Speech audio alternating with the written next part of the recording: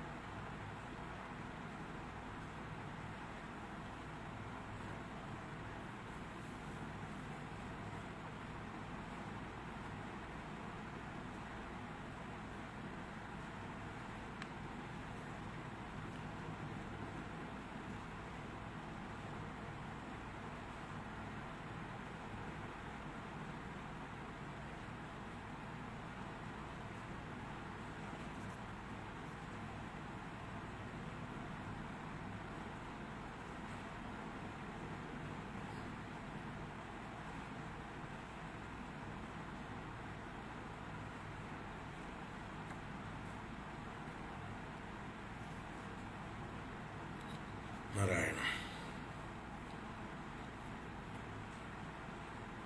ഓം ശുക്ലാംബരധരം വിഷ്ണും ശശിവർണം ചതുർഭുജം പ്രസന്നവദനം ധ്യായേത് സർവവിഘ്നോപശാന്തയേ. ഗുരവേ സർവലോകാനാം ഭിഷജേ ഭവരോഗിണാം നിധയേ സർവവിദ്യാനാം ദക്ഷിണാമൂർത്തയേ നമഃ. ജന്മാദ്യസ്യ യതോന്മയാദിതരതശ്ചാർത്തേഷ്വഭിജ്ഞസ്വരാട് തേനേ ബ്രഹ്മഹൃദായ ആദികവയേ മുഹ്യന്തി യത്സൂരയഃ. തേജോ വാരിമൃതാം യഥാ വിനിമയോ യത്ര ത്രിസർഗോ മൃഷാ ദാംനാ സ്വേന സദാ നിരസ്തകുഹകം സത്യം പരം ധീമഹി. ധർമ്മപ്രോജ്ജിതകൈതവോത്ര പരമോ നിർമ്മൽസരാണാം സതാം വേദ്യം വാസ്തവമത്ര വസ്തു ശിവദം താപത്രയോന്മൂലനം. ശ്രീമദ്ഭാഗവതേ മഹാമുനികൃതേ കിം വാ പരൈരീശ്വരഃ സദ്യോ ഹൃദ്യവരുദ്ധ്യതേത്ര കൃതിഭിഃ ശുശ്രൂഷുഭിസ്തൽക്ഷണാത്. നിഗമകൽപതരോർഗളിതം ഫലം സുഖമുഖാദമൃതദ്രവ സംയുതം പിബത ഭാഗവതം രസമാലയം മുഹുരഹോരസികാ ഭുവി ഭാവുകാഃ നാരായണം നമസ്കൃത്യ നരം ചൈവ നരോത്തമം ദേവീം സരസ്വതീം വ്യാസം തതോ ജയമുദീരയേത് യം പ്രവ്രജന്തമനുപേതമപേതകൃത്യം ദ്വൈപായനോ വിരഹകാതര ആജുഹാവ പുത്രേതി തന്മയതയാ തരവോഭിനേദുഃ തം സർവഭൂതഹൃദയം മുനിമാനതോസ്മി യസ്വാനുഭാവമഖിലശ്രുതിസാരമേകം അധ്യാത്മദീപമതിതിദീർഷതാം തമോന്തം സംസാരിണാം കരുണയാഃ പുരാണഗുഹ്യം തം വ്യാസസൂനുമുപയാമി ഗുരും മുനീനാം മൂകം കരോതി വാചാലം പങ്കും ലംഘയതേ ഗിരിം യത്കൃപാതമഹം വന്ദേ പരമാനന്ദമാധവം യം ബ്രഹ്മാ വരുണേന്ദ്രരുദ്രമരുതഃ സ്തുന്വന്തി ദിവ്യൈസ്തവൈഃ വേദൈഃ സാംഗപദക്രമോപനിഷദൈഃ ഗായന്തി യം സാമഗാഃ ധ്യാനാവസ്ഥിതതദ്ഗതേന മനസാ പശ്യന്തി യം യോഗിനോ യസ്യാന്തം ന വിദുഃ സുരാസുരഗണാഃ ദേവായ തസ്മൈ നമഃ. കോമളം കൂജയൻ വേണും ശ്യാമളോയം കുമാരകഃ വേദവേദ്യം പരം ബ്രഹ്മ ഭാസതാം പുരതോ മമ. ഭൂതൈർമഹദ്ഭിർയയിമാ പുരോ വിഭുഃ നിർമ്മായ ചേതേയദമൂഷു പൂരുഷഃ ഭുങ്ക്തേ ഗുണാൻ ഷോഡശ ഷോഡശാത്മകഃ സോലങ്കൃഷീഷ്ട ഭഗവാൻ വജാംസി മേ. സച്ചിദാനന്ദരൂപായ വിശ്വോത്പത്യാദിഹേതവേ താപത്രയ വിനാശായ ശ്രീകൃഷ്ണായ വയം നുമഃ. കൃഷ്ണായ വാസുദേവായ ഹരയേ പരമാത്മനെ പ്രണതക്ലേശനാശായ ഗോവിന്ദായ നമോ നമഃ. കൃഷ്ണായ വാസുദേവായ ദേവകീനന്ദനായ ച നന്ദഗോപകുമാരായ ഗോവിന്ദായ നമോ നമഃ. നമഃ പങ്കജനാഭായ നമഃ പങ്കജമാലിനേ നമഃ പങ്കജനേത്രായ നമസ്തേ പങ്കജാംഗ്രയേ. പീതാംബരം കരവിരാജിത ശംഖചക്രകൗമോദഗീ സരസിജം കരുണാസമുദ്രം രാധാസഹായമതിസുന്ദരമന്ദഹാസം വാതാലയേശമനിശം ഹൃദി ഭാവയാമി.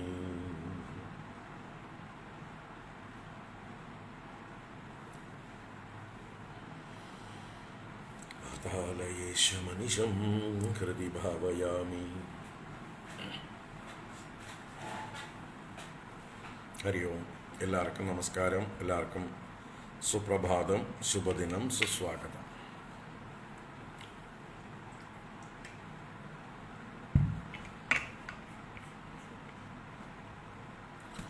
നാരായണ. ഭാഗവത ജ്ഞാനഗംഗാ പ്രവാഹത്തിലേക്ക് ഏവർക്കും സുസ്വാഗതം. ശ്രീമദ് ഭാഗവതം തൃതീയ സ്കന്ധം 2-ാം അധ്യായമാണ് കണ്ടുകൊണ്ടിരിക്കുന്നത്. 20-ാം ശ്ലോകം വരെ കണ്ടു തോന്നുന്നു. 34 ശ്ലോകങ്ങളാണുള്ളത്. അതിൽ 20 കഴിഞ്ഞു, ബാക്കി തുടരണം. അപ്പോൾ 12 മുതൽക്ക് അവസാനം 34 വരെ ചൊല്ലാം. ഇന്നലെ എടുത്തത് 12 മുതൽക്കാണ്. ഓം നമോ ഭഗവതേ വാസുദേവായ. ഓം ശ്രീകൃഷ്ണ പരമാത്മനേ നമഃ. ഓം നമഃ പരമഋഷിഭ്യോ നമഃ പരമഋഷിഭ്യഃ. ശ്രീമദ് ഭാഗവതം തൃതീയ സ്കന്ധം 2-ാം അധ്യായം 12-ാം ശ്ലോകം മുതൽ. ഉദ്ധവ ഉവാച യന്മർത്യലീലൗപൈകം സ്വയോഗമായാബലം ദർശയതാ ഗൃഹീതം വിസ്മാപനം സ്വസ്യ ച സൗഭഗർദേഃ പരം പദം ഭൂഷണഭൂഷണാംഗം യദ്ധർമ്മസൂനോർബദരാജസൂയേ നിരീക്ഷ്യ ദൃക് സ്വസ്ത്യയനം ത്രിലോകഃ കാർഷ്ണേന ചാദ്യേഹ ഗതം വിദാതുഃ അർവാത്സൃതൗ കൗശലമിത്യമന്യത യസ്യാനുരാഗപ്ലുതഃ സരാസലീലാവലോക പ്രതിലബ്ധമാനാഃ വ്രജസ്ത്രിയോ ദൃഗ്ഭിരനുപ്രവൃത്തധിയോ വതസ്തുഃ കില കൃത്യശേഷാഃ സ്വശാന്തരൂപേഷ്വിതരൈः സ്വരൂപൈः അഭ്യർദ്യമാനേഷു അനുകമ്പിതാത്മാ പരാവരേശോ മഹദംശയുക്തോ ഹ്യജോഭിജാതോ ഭഗവാൻ യദാഗ്നിഃ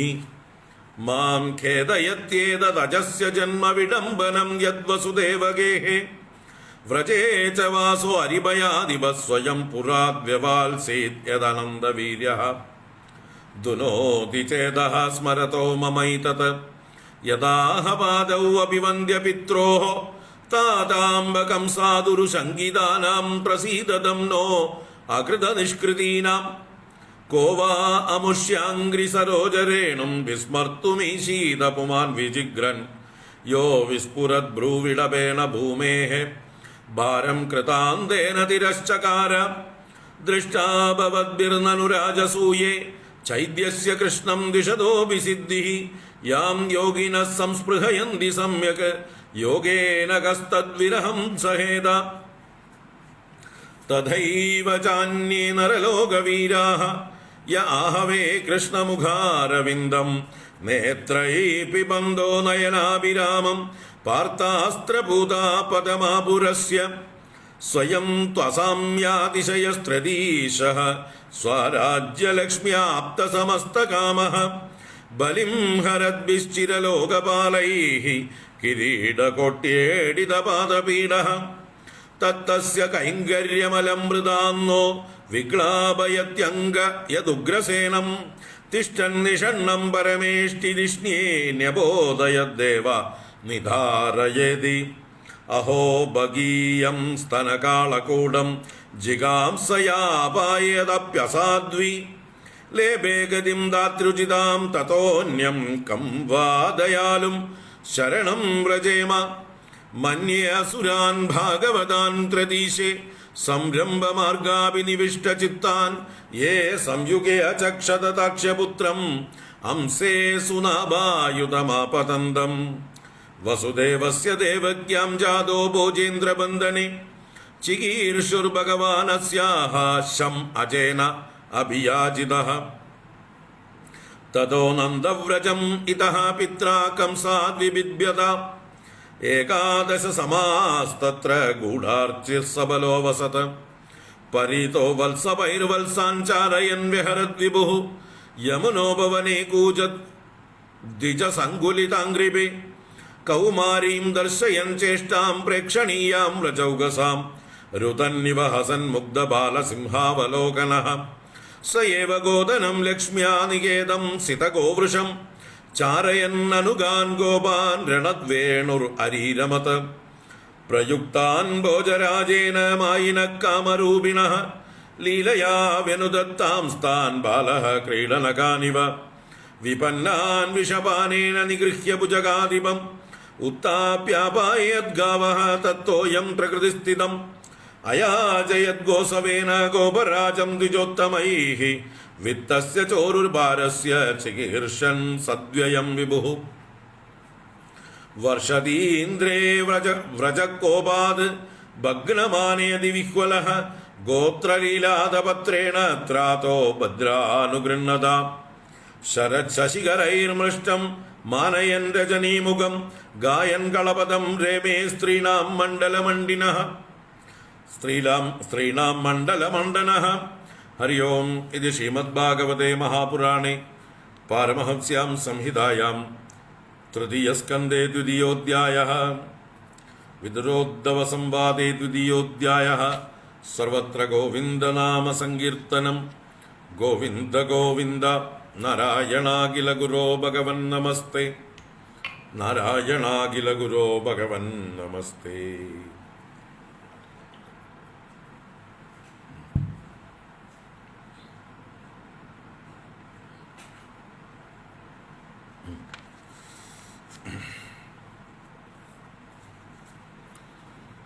നാരായണ.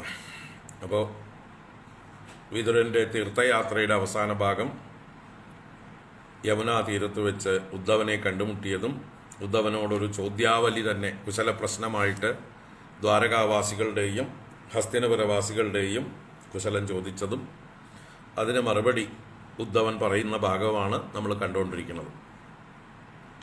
വിതുരോദ്ധവ സംവാദം. കൃഷ്ണനാകുന്ന സൂര്യൻ അസ്തമിച്ചതോടുകൂടി ഞങ്ങളുടെ കാര്യം കഷ്ടമായിപ്പോയി എന്ന് പ്രത്യേകം എടുത്തു പറയുകയാണ്. യാദവന്മാർ വേണ്ട പോലെ ഭഗവാനെ മനസ്സിലാക്കിയില്ല. ഏതാനും ചിലർ മാത്രമാണ് ഭഗവാന്റെ മഹത്വം തിരിച്ചറിഞ്ഞവർ. ബാക്കി എല്ലാവരും ദേവമായ കൊണ്ട് ബാധിക്കപ്പെട്ടവരായി അസത്തുക്കളായ കാര്യങ്ങളെ ആശ്രയിക്കുന്നവരായി തീർന്നു.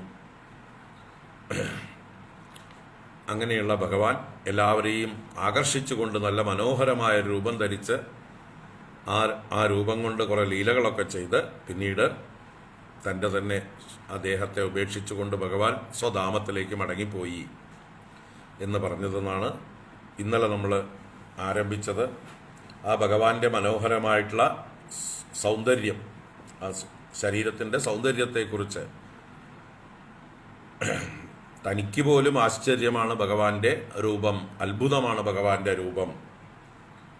ആഭരണങ്ങൾക്ക് പോലും അലങ്കാരമാണ് ഭഗവാന്റെ ശരീരം, ഭൂഷണാംഗമാണ്. നിങ്ങൾ വിതുരനോട് പറയണം, നിങ്ങൾ കൗരവന്മാരും പാണ്ഡവന്മാരും ഒക്കെ രാജസൂയ യാഗത്തിൽ വെച്ച് കണ്ടതാണല്ലോ ഭഗവാന്റെ ആ മഹത്വം. എല്ലാവരും ആ ബ്രഹ്മദേവന്റെ കരകൗശലം മുഴുവൻ ഈ സൃഷ്ടിയിൽ ഉപയോഗിച്ചിരിക്കുന്നു എന്നെല്ലാവരും കരുതിയ ഒരു രൂപമായിരുന്നു ഭഗവാന്റെ രൂപം. ആ ഭഗവാനോട് ഗോപികമാരും രാസക്രീഡാവേളയിൽ എല്ലാം മറന്ന് ആ ഭഗവാനെ തന്നെ കണ്ണുകളെ കൊണ്ട് പാനം ചെയ്തുകൊണ്ട് ബാക്കിയെല്ലാം മറന്ന് അവർ നിന്ന അവസ്ഥ അറിയാലോ. കൃത്യശേഷകളായി അവതസ്തുഹു അനുപ്രവൃത്തതിയഃ ദൃഗ്ഭിഹി അനുപ്രവൃത്തതിയഃ. കണ്ണിൻ്റെ പുറകെ ആയിരുന്നു അവരുടെ ബുദ്ധികളെല്ലാം തന്നെ. കണ്ണെന്ത് കാണുന്നുവോ അതിനെക്കുറിച്ച് തന്നെ നിരന്തരം ചിന്തിച്ച് ഭഗവാനെ തന്നെ ചിന്തിച്ചുകൊണ്ട് അവരവരുടെ കർത്തവ്യ കർമ്മങ്ങളെല്ലാം മറന്നു എന്ന് പറഞ്ഞു. ഭഗവാൻ അവതാരം എടുക്കുന്നത് ഘോരരൂപന്മാരായിട്ടുള്ള അസുരന്മാർ ശാന്തരൂപികളായിട്ടുള്ള സജ്ജനങ്ങളുടെ നേരെ ഉപദ്രവം ചെയ്യുമ്പോഴാണ് കാരുണ്യം കൊണ്ട് ഭഗവാൻ തന്നെ തൻ്റെ മായ എന്ന മഹത്തായ അംശത്തെ സ്വീകരിച്ചുകൊണ്ട് ജനനമില്ലാത്തവൻ ജനിക്കുന്നത് പോലെ സർവവ്യാപിയായ അഗ്നി അരണിയിൽ നിന്ന് കടയുമ്പോൾ പുറത്തേക്ക് വരും പോലെ ഭഗവാൻ പ്രകടമാകുന്നു എന്ന് പറഞ്ഞു. അതിനുശേഷം ആ ഭഗവാൻ ജനനമില്ലാത്തവൻ്റെ ജനനവും, അതും വസുദേവരുടെ ഗൃഹത്തിൽ ജനിച്ച ആള് അന്ന് തന്നെ പേടിച്ചോടും പോലെ, കംസനിൽ നിന്ന് ഭയപ്പെട്ടെന്നതുപോലെ വ്രജത്തിലേക്ക് പോയതും, പിന്നീട് അവിടുന്ന് അല്ലെങ്കിൽ മധുരാപുരിയിൽ നിന്ന് ജരാസന്ധനെ ഭയപ്പെട്ടുകൊണ്ട് ദ്വാരകയിലേക്ക് പോകുന്നത് പോലെയും ഒക്കെയുള്ളതായിട്ടുള്ള ആ ഭഗവാന്റെ ഒരു അഭിനയം ഓർക്കുമ്പോൾ എനിക്ക് വല്ലാത്തൊരു കൺഫ്യൂഷൻ തോന്നുന്നു, വല്ലാത്തൊരു വ്യസനം തോന്നുന്നു. ആ കംസവധം കഴിഞ്ഞ് അച്ഛനമ്മമാരുടെ പാദങ്ങളിൽ നമസ്കരിച്ചുകൊണ്ട് ക്ഷമാപണം ചെയ്ത രംഗം ഞാൻ കണ്ടതാണ്. അച്ഛനമ്മമാരോട് പറഞ്ഞു, അല്ലയോ അച്ഛാ അമ്മേ, കംസനിൽ നിന്ന് ഭയപ്പെട്ടത് കൊണ്ടാണ് കേട്ടോ ഇത്രയും കാലം നിങ്ങൾക്ക് വേണ്ടതായിട്ടുള്ള സേവനത്തെ ചെയ്യാതിരുന്നത്, അകൃത നിഷ്കൃതികളായി പോയത്. ആ ഞങ്ങളുടെ നേരെ പ്രസാദിച്ചാലും പ്രസീദതം നോ എന്ന് പറഞ്ഞുകൊണ്ട് അച്ഛനമ്മമാരെ നമസ്കരിച്ച രംഗം മറക്കില്ല. ആ ഭഗവാന്റെ പാദധൂളിയെ ഒരിക്കൽ മണത്തു കഴിഞ്ഞാൽ പിന്നെ ആരാണ് അതിന് വിസ്മരിക്കാൻ ശക്തനായി തീരുക? ഏതൊരു ഭഗവാനാണോ തൻ്റെ പുരുകക്കൊടിയുടെ ചലനം കൊണ്ട് ഭൂമിയുടെ ഭാരത്തെ ഇല്ലാതെയാക്കുന്നത്, ആ ഭഗവാന്റെ പാദധൂളിയുടെ മഹിമ ഒരിക്കൽ അനുഭവിച്ചാൽ, അതിൻ്റെ ഗന്ധം ഒരിക്കൽ അനുഭവിച്ചാൽ പിന്നെ വേറൊന്നിലേക്കും അവരുടെ മനസ്സ് പോവുകയില്ല. ഇനി ആ ഭഗവാന്റെ മാഹാത്മ്യം നിങ്ങൾ തന്നെ കണ്ടതല്ലേ. രാജസൂയ യാഗത്തിൽ ആ ശിശുപാലൻ ഭഗവാനെ നിന്ദിച്ചതായിട്ടുള്ള സന്ദർഭത്തിലും യോഗികൾ പോലും കൊതിക്കുന്നതായിട്ടുള്ള ആ സായുജ്യം ഭഗവാൻ ആ ശിശുപാലന് കൊടുത്ത് അനുഗ്രഹിച്ചതല്ലേ? നിങ്ങളുടെ മുമ്പിലല്ലേ ആ ശിശുപാല ശരീരത്തിൽ നിന്നുള്ള ജ്യോതിസ് ശ്രീകൃഷ്ണ പാദത്തിൽ ചെന്ന് വിലയം പ്രാപിച്ചത്? നിങ്ങളെല്ലാം കണ്ടതല്ലേ? അതുപോലെ മഹാഭാരത യുദ്ധത്തിൽ അർജുനന്റെ അസ്ത്രങ്ങളേറ്റ് വീണതായിട്ടുള്ള യോദ്ധാക്കൾ എല്ലാവരും തന്നെ കൃഷ്ണനെ കണ്ടുകൊണ്ട് മരിച്ചതുകൊണ്ട് അവരൊക്കെ ആ ഭഗവാന്റെ പദം തന്നെ പ്രാപിച്ചവരായി തീർന്നു. ഭഗവാന്റെ അനുഗ്രഹം കൊണ്ട്, ഭഗവാനെ തന്നെ ധ്യാനിച്ചുകൊണ്ട് അവർ ശരീരം വിട്ടതുകൊണ്ട് ഭാഗ്യവാന്മാരായി തീർന്നു. അന്ധകാലേതു മാമേവ സ്മരൻ മുക്ത്വാ കളേവരം യഹ് പ്രയാതി ത്യജൻ ദേഹം സ്വയാതി പരമാം ഗതിം എന്ന ഭഗവാന്റെ വാക്കുകളെ അന്വർത്ഥമാക്കിക്കൊണ്ട് അവർക്കെല്ലാം പരമമായ ഗതി കിട്ടി എന്ന് 20-ാം ശ്ലോകത്തിലും പറഞ്ഞു. ഇനി തുടർന്ന് കാണാം 21-ാം ശ്ലോകം മുതൽക്ക്.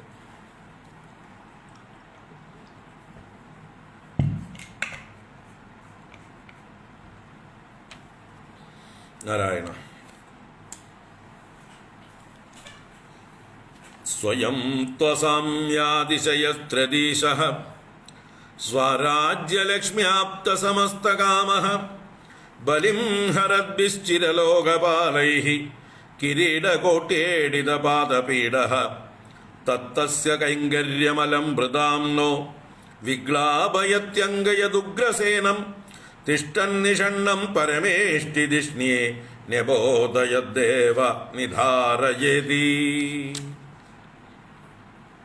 സ്വയം ത്വസാമ്യാതിശയസ്ത്രദീശഃ സ്വരാജ്യലക്ഷ്മ്യാപ്തസമസ്തകാമഃ ബലിം ഹരദ്ഭിശ്ചിരലോകപാലൈഃ കിരീടകോട്യേടിതപാദപീഡഃ തത്തസ്യ കൈങ്കര്യമലം ഭൃതാം നോ വിഗ്ലാപയത്യംഗയദുഗ്രസേനം തിഷ്ടന്നിഷണ്ണം പരമേഷ്ടിധിഷ്ണ്യേ ന്യബോധയദ്ദേവ നിധാരയതി.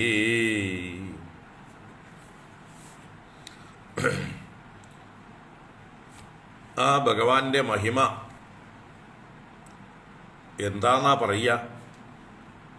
ദിക്പാലകന്മാരൊക്കെ അവരുടെ കിരീടാഗ്രം കൊണ്ട് ഏതൊരു ഭഗവാന്റെ പാദങ്ങളിൽ നമസ്കരിക്കുന്നുവോ നിരന്തരം, തനിക്ക് തുല്യനായോ തന്നേക്കാൾ മുകളിലായോ ആരുമില്ലാത്തവനായിട്ടുള്ള ആ ഭഗവാൻ, സ്വയം പരിപൂർണനായിരിക്കുന്ന ആത്മജ്ഞാനിയായിരിക്കുന്ന ഭഗവാൻ ആ ഉഗ്രസേന രാജാവിൻ്റെ കിങ്കരനെ പോലെ നിന്ന് പ്രവർത്തിച്ചതിനെ കുറിച്ച് ഓർക്കുമ്പോൾ എനിക്ക് എന്തെന്നില്ലാത്ത ഒരു വിഷമം ഉണ്ടാകുന്നു.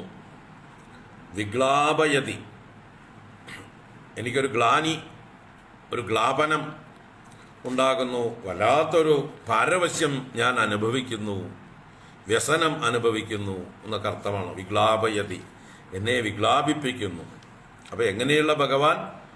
ഇവിടെ ഉഗ്രസേനന് സേവ ചെയ്തു എന്നാണ് 1-ാമത്തെ ശ്ലോകത്തിൽ ഭഗവാന്റെ മഹിമ പറഞ്ഞിട്ട് 2-ാമത്തെ ശ്ലോകത്തിൽ അങ്ങനെയുള്ള ഭഗവാൻ ഈ ഉഗ്രസേനന്റെ കിങ്കരനെ പോലെ നിന്നതാണ് എനിക്ക് വല്ലാത്തൊരു മനസ്സിന് ക്ലേശം നൽകുന്ന വിഷയം. വല്ലാത്തൊരു കൺഫ്യൂഷൻ ഉണ്ടാക്കുകയാണ് ഭഗവാൻ ചെയ്യുന്നത് എന്നാണ്. എന്താണ്? ആരാണ് ഭഗവാൻ? സ്വയം തു അസാമ്യ അതിശയഃ ത്രയദീശഃ സ്വരാജ്യലക്ഷ്മ്യ ആപ്ത സമസ്തകാമഃ ക്ഷീരലോകപാലൈഃ ബലിം ഹരദ്ഭിഃ കിരീടകോട്യ ഈഡിത പാദപീഡഃ. ഇതൊക്കെ ഭഗവാനെ വിശേഷിപ്പിച്ചതാണ്. ഇങ്ങനെയുള്ള ഭഗവാൻ തസ്യ തത് കൈങ്കര്യം, അവൻ്റെ ആ ഒരു കൈങ്കര്യം, ആർക്ക്? ഉഗ്രസേനം. ആ ഉഗ്രസേനോട് ചെയ്തതായിട്ടുള്ള കൈങ്കര്യം ഭൃതാം നോ അലം വിഗ്ലാപയതി അംഗ. ഭൃതാം, ഭൃത എന്ന് പറഞ്ഞാൽ ഭൃത്യന്മാരായ ഞങ്ങൾക്ക്, ഭൃത്യാനാം നഹ എന്നർത്ഥം. ഭൃത്ത് എന്നത് ഏകവചനത്തിൽ പറഞ്ഞിട്ട് ഭൃതാം എന്നുള്ളത് ഷഷ്ടി ബഹുവചനം. ഭൃത്യാണാം എന്നർത്ഥം തന്നെയാണ്. അപ്പോൾ ഭൃത്യന്മാരായിട്ടുള്ള ഞങ്ങൾക്ക് ആ ഭഗവാന്റെ കിങ്കര ഭാവം കാണുമ്പോൾ എന്തെന്നില്ലാത്തൊരു മാനസികമായിട്ടുള്ള സംഘർഷം, ക്ലേശം എല്ലാം ഉണ്ടാകുന്നു. അദ്ദേഹം ഉഗ്രസേന രാജാവിൻ്റെ അടുത്ത് കയ്യും കെട്ടി നിന്നുകൊണ്ട് ഒരു സാധാരണ രാജാവിൻ്റെ സേനാ നായകനെയോ ഭടനെയോ പോലെ മന്ത്രിയെയൊക്കെ പോലെ വിനയത്തോടുകൂടി നിന്നുകൊണ്ട് ആ ഉഗ്രസേന രാജാവിനോട് സംസാരിക്കുന്നതായിട്ടുള്ള കൃഷ്ണൻ്റെ കാര്യം ഓർക്കുമ്പോൾ എന്തെന്നില്ലാത്തൊരു മനസ്സിന് ക്ലേശം ഉണ്ടാകുന്നു. അദ്ദേഹത്തിന് എന്തിനാ ഇങ്ങനെയൊക്കെ വേഷം കെട്ടേണ്ട ആവശ്യം? അദ്ദേഹം കൊടുത്തതല്ലേ ഈ ഉഗ്രസേനന്റെ സിംഹാസനം? ഉഗ്രസേനൻ കാരാഗ്രഹത്തിൽ കിടന്ന ആളല്ലേ? ആ കാരാഗ്രഹത്തിൽ കിടന്ന ആളെ മോചിപ്പിച്ചിട്ട് താൻ നേടിയെടുത്ത സിംഹാസനത്തെ അങ്ങോട്ട് കൊടുക്കും കൂടി ചെയ്തിട്ട് പിന്നെ അയാളുടെ മുമ്പിൽ പോയിട്ട് ഓച്ചാനിച്ച് നിൽക്കേണ്ട വല്ല കാര്യം ഉണ്ടായിരുന്നോ? ഭഗവാൻ ആരാണ്? എങ്ങനെയുള്ള ആളാണ്? ഈ ഭഗവാന്റെ പാദങ്ങളിൽ എല്ലാ ദേവന്മാരുടെയും കിരീട കോടി കൊണ്ടുവന്ന് അവർ മുട്ടിക്കുന്നു. അതാണ് ഇവിടെ സ്വയം തു അസാമ്യ അതിശയ. സ്വയം ഭഗവാനാകട്ടെ തന്നെത്താൻ അസാമ്യ അതിശയ. അസാമ്യൻ എന്ന് പറഞ്ഞാൽ തനിക്ക് സാമ്യമായിട്ട് ഒരാളില്ല, തനിക്ക് തുല്യനായിട്ട് ഈ ലോകത്തില് 3 ലോകത്തിലും ആരുമില്ല. പിന്നെ തന്നെ അതിശയിക്കുന്ന ആൾക്കാരുണ്ടാകുമോ? തനിക്ക് തുല്യന്മാരെ ഇല്ലാതിരിക്കുമ്പോൾ പിന്നെ തന്നേക്കാൾ കേമന്മാരാരെങ്കിലും ഉണ്ടാകുമോ? ഇല്ല. അതുകൊണ്ട് അസാമ്യ അനതിശയ തന്നെ എടുക്കണം നമ്മുടെ. പക്ഷെ സന്ധി ഒന്നിച്ച് ചേർത്ത് വിഗ്രഹിച്ച് പറഞ്ഞു. അപ്പോൾ അസാമ്യ അതിശയ, സാമ്യവും അതിശയവും ഇല്ലാത്തവൻ. ഭഗവാന് തുല്യനായോ ഭഗവാനേക്കാൾ മേലെയോ ഒരാളും ഇല്ല. അങ്ങനെയുള്ള ത്രദീശ എന്ന് പറഞ്ഞാൽ 3ന്റെ ഈശൻ, 3 ലോകങ്ങളുടെയും നാഥൻ. അപ്പൊ 3 ലോകങ്ങളുടെയും നാഥനായിട്ടുള്ള ഭഗവാൻ സ്വരാജ്യലക്ഷ്മിയ ആപ്ത സമസ്ത കാമഹ. സ്വരാജ്യലക്ഷ്മി എന്ന് പറഞ്ഞാല് സ്വ ആത്മജ്ഞാനമാകുന്ന സ്വരൂപ ആനന്ദമാകുന്ന ലക്ഷ്മിയെ അനുഭവിക്കുന്നവൻ, ആത്മജ്ഞാനമാകുന്ന ആനന്ദം അനുഭവിക്കുന്നവൻ. അങ്ങനെയുള്ള അദ്ദേഹം സ്വരാജ്യലക്ഷ്മിയ ആപ്ത സമസ്ത കാമഹ, എല്ലാ കാമനകളെയും പൂർത്തീകരിച്ച ആളാണ്. ആപ്ത സമസ്ത കാമഹ, സകല കാമങ്ങളും പ്രാപിച്ചു കഴിഞ്ഞ ആളാണ്. ഇനി അദ്ദേഹത്തിന് ഒന്നും പുതിയതായിട്ട് ഒന്നും പ്രാപിക്കാനില്ല. അങ്ങനെയുള്ള പൂർണ്ണകാമനായിട്ടുള്ള ഭഗവാന് ആരെങ്കിലും സേവിച്ചിട്ട് എന്തെങ്കിലും ആവശ്യമുണ്ടോ? ഇല്ല. സ്വതന്ത്രനാണ്, ആരെയും സേവിക്കേണ്ട ഒരു ഗതികേടുമില്ല അദ്ദേഹത്തിന്, അടിമയൊന്നുമല്ല. അങ്ങനെ സ്വരാജ്യ സാമ്രാജ്യം പ്രാപിച്ച് സമസ്ത കാമനായി എല്ലാ ആഗ്രഹങ്ങളും സാധിച്ചിരിക്കുന്നതായിട്ടുള്ള ആ ഭഗവാന് ഇനി ചിരലോകപാലൈഹി ബലിം ഹരദ്ഭിഹി, വളരെ കാലം ഭൂമിയേക്കാൾ കൂടുതൽ ആയുസ്സിൽ നിലനിൽക്കുന്ന ലോകങ്ങളുണ്ട്, സ്വർഗാദി ലോകങ്ങൾ. അവയുടെ ലോകപാലന്മാരാൽ, ഒരു മന്നൊന്തരം ആയുസ്സുള്ളവരായിട്ടുള്ള ലോകപാലന്മാരാൽ, ഇന്ദ്രനും വായുവും അഗ്നിയും വരുണനും കുബേരനും അങ്ങനെയുള്ള ലോകപാലന്മാരാൽ ചില ലോകപാലൈഹി ബലിം ഹരദ്ഭിഹി, പൂജകളെ ചെയ്യുന്നവരായിട്ട് കിരീടകോട്യ ഈഡിത പാദപീഠ, അവരുടെ കിരീടകോടികൾ കൊണ്ട്, കിരീടത്തിന്റെ അഗ്രഭാഗം കൊണ്ട് ഈഡിതം, ഇവിടെ ഈഡിതം വന്ദിക്കപ്പെടുന്നത്, നമസ്കരിക്കപ്പെടുന്നത്, സ്തുതിക്കപ്പെടുന്നതായിട്ടുള്ള പാദപീഠത്തോടു കൂടിയവൻ. ഭഗവാന്റെ പാദപീഠത്തിൽ എല്ലാ ദേവന്മാരും വന്ന് നമസ്കരിക്കുന്നു അവരുടെ കിരീടകോടികളെ കൊണ്ട്. അങ്ങനെയുള്ള ആ ഭഗവാൻ തസ്യ കൈങ്കര്യം, തസ്മാത് തസ്യ, അവന്റെ, ആ കൃഷ്ണന്റെ, ലോകത്തിന് മുഴുവൻ നായകനായിരിക്കുന്ന കൃഷ്ണന്റെ, ദേവന്മാരെല്ലാം വന്ന് നമസ്കരിക്കുന്ന കൃഷ്ണന്റെ കൈങ്കര്യം ആർക്കായിക്കൊണ്ട്? ഉഗ്രസേനം. ആ ഉഗ്രസേനായി കൊണ്ട് ചെയ്യുന്നതായിട്ടുള്ള ആ കൈങ്കര്യം, അത് ആർക്ക് വേണ്ടിയിട്ടാ ചെയ്യണം? ഉഗ്രസേനൻ പരമേഷ്ടി ദിഷ്ണിയെ നിഷണ്ണം. ഈ ഉഗ്രസേനൻ പരമേഷ്ടി ദിഷ്ണിയെ നിഷണ്ണം. പരമേഷ്ടി എന്ന് പറഞ്ഞാൽ വലിയ ഭരണാധികാരി, വലിയ കർമ്മം ചെയ്യുന്ന ഭരണാധികാരി. അദ്ദേഹത്തിന്റെ ദിഷ്ണ്യത്തിൽ, ആസനത്തിൽ ഇരിക്കുന്നവൻ നിഷണ്ണം. ആര്? ഉഗ്രസേനം. അപ്പോ ദ്വാരകയുടെ ഏറ്റവും വലിയ സിംഹാസനത്തിൽ ഇരിക്കുന്നവനായ ഉഗ്രസേനനോട്, ഉഗ്രസേനന്റെ അടുത്ത് നിന്നുകൊണ്ട് അദ്ദേഹത്തിന്റെ കൈങ്കര്യം ചെയ്തു ഭഗവാൻ. കയ്യും കെട്ടി നിന്നിട്ടാണ് തിഷ്ടൻ എന്ന് പറയുന്നത്. തിഷ്ടൻ എന്ന് പറയുമ്പോൾ സ്വയം തിഷ്ടന്, കൃഷ്ണൻ നിൽക്കുക, ഉഗ്രസേനൻ ഇരിക്കുക. നിഷണ്ണം ഉഗ്രസേനം, നിശീതനായിരിക്കുന്ന ഇരിക്കുന്നവനായ ഉഗ്രസേനന്റെ മുമ്പിൽ ചെന്ന് കൃഷ്ണൻ നിന്നുകൊണ്ട് തിഷ്ടന് നബോദയത് ദേവാ നിദാരയാ ഇതി. നബോദയത്, രാജാവിനെ ചെന്ന് നിബോധനം ചെയ്യണം, അറിയിക്കുകയാണ് എന്നർത്ഥം. എന്തറിയിക്കുന്നു? ഹേ ദേവാ, രാജാവിനെ വിളിക്കണം. അല്ലയോ ദേവാ, രാജാവേ നിദാരയ ഇതി നബോധയത് യത്. നിദാരയ, ഞാൻ പറയുന്നതൊന്ന് കേൾക്കുവോ എന്ന് പല കാര്യങ്ങളിലും അഭിപ്രായം പറയാൻ പോകുമ്പോൾ ആ കയ്യും കെട്ടി നിന്നുകൊണ്ട് രാജാവിൻ്റെ മുമ്പിൽ നിദാരയ എന്ന് പറഞ്ഞുകൊണ്ട് നബോധയത് യത്, ഏതൊരു കാര്യത്തെക്കുറിച്ച് ബോധ്യപ്പെടുത്തിയോ അങ്ങനെയുള്ള തസ്യ, ആ ഭഗവാന്റെ തൽ കൈങ്കര്യം, ആ കിങ്കരന്റെ ഭാവം.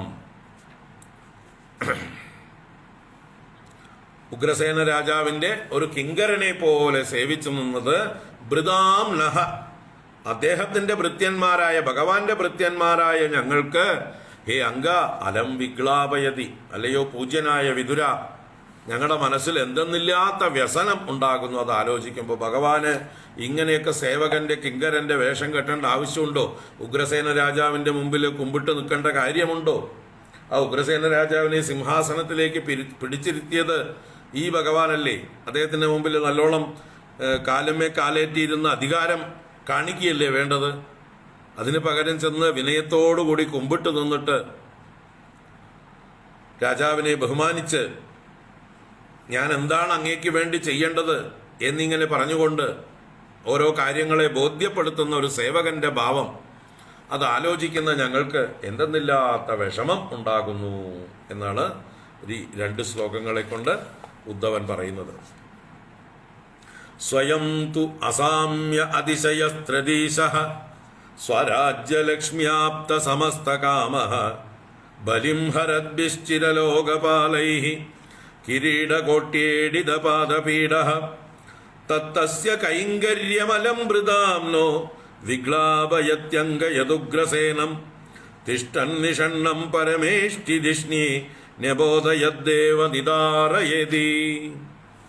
അഹോ ഭഗീയം സ്തനകാളകൂടം ജിഗാംസയാപായദപി അസാധ്വി ലേപേ ഗതിം ദാതൃചിതാം തതോന്യം കം വാ ദയാലും ശരണം വ്രജേമാം.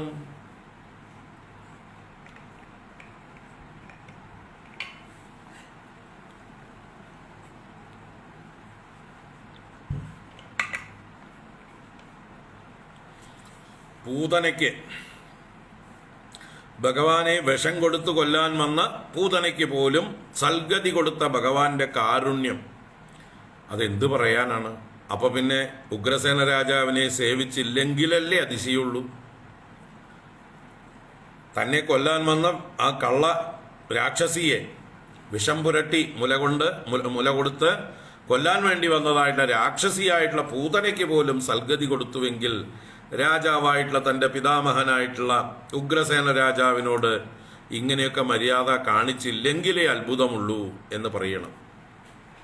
അപ്പോൾ ഭഗവാന്റെ കാരുണ്യമാണ് ഈ വേഷം കെട്ടലിനൊക്കെ കാരണം.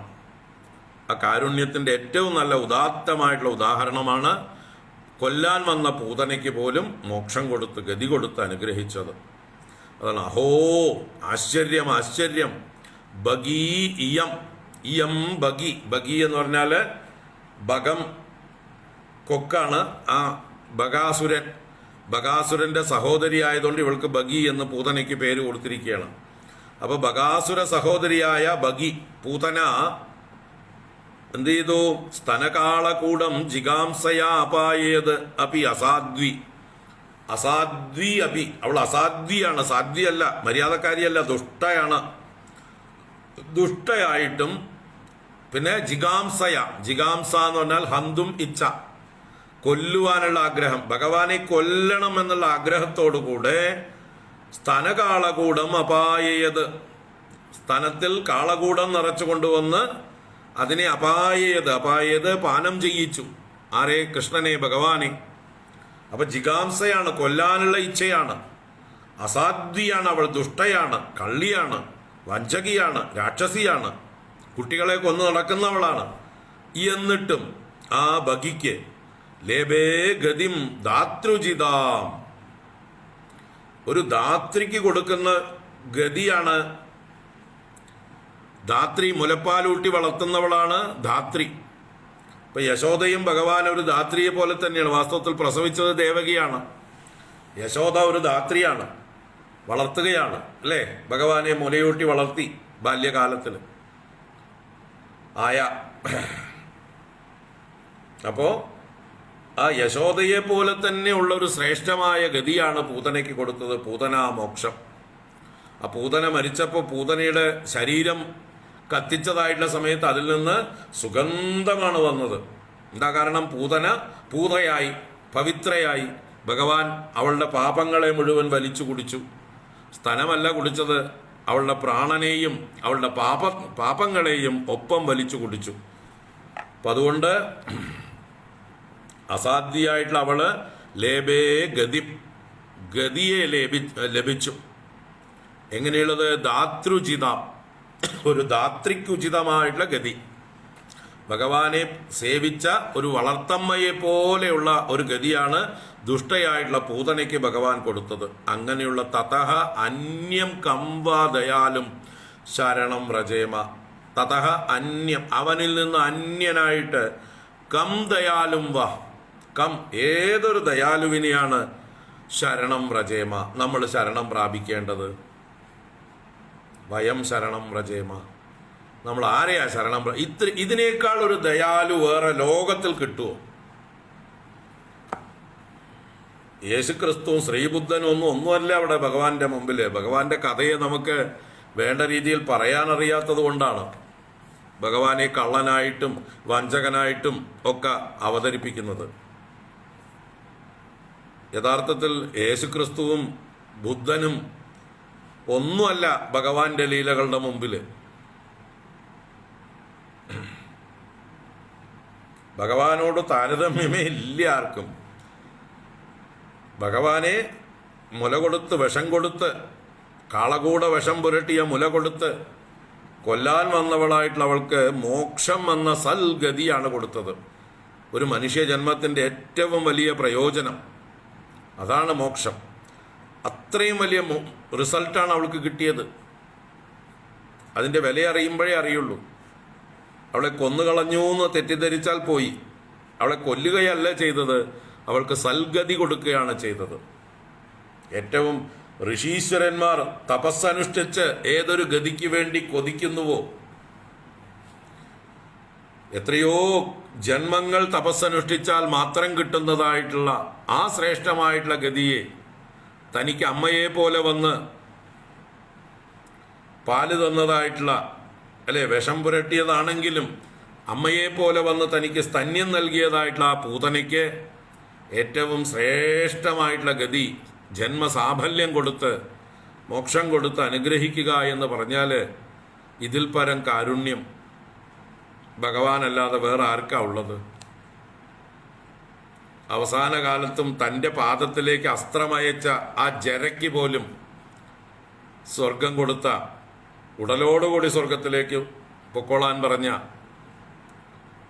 അങ്ങനെ ആദ്യത്തെയും അവസാനത്തെയും ഭഗവാന്റെ രണ്ട് ലീലകൾ എടുത്താൽ തന്നെ മതി ഭഗവാന്റെ കാരുണ്യത്തെ അളക്കാൻ. എന്തൊരു കാരുണ്യമാണ് ഭഗവാൻ കാണിക്കുന്നത്. അങ്ങനെ ഭഗവാന്റെ ഓരോ കഥകളും എടുത്തു കഴിഞ്ഞാൽ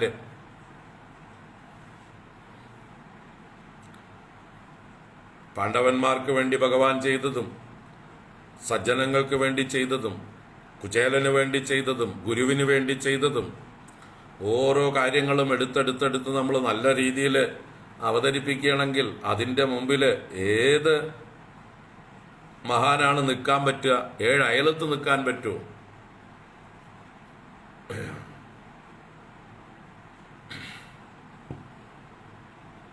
നമ്മൾ പറഞ്ഞു കൊടുക്കണം എങ്ങനെയാണ് ഭഗവാൻ കരുണ കാണിക്കുന്നത്. ദയാലു, ഭഗവാനെ പോലൊരു ദയാലു, ശ്രീകൃഷ്ണ ഭഗവാനെ പോലൊരു ദയാലു ലോകത്തിലുണ്ടോ?